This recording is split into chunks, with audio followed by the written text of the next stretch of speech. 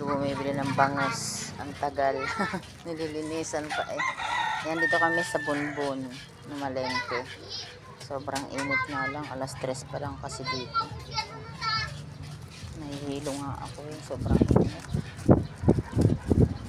Makapag-vlog ng ayos dito kasi yun ako. Wala lang sa Laguna. Kasi marami ditong negative ano. Ayan yung ate ko.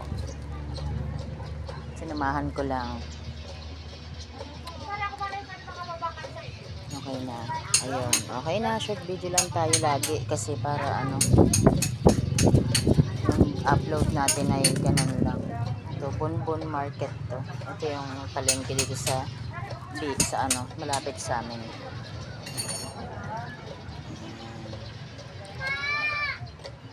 Sopas daw siya. Kaya bumili siya ng manok. Ayan. Ito yung 5th day namin dito. Kaya pauwi na kami, malapit na. Ilang days na lang uwi na kami ng Laguna. Kaya ano, konti na lang ang aming bakasyon. Bora na.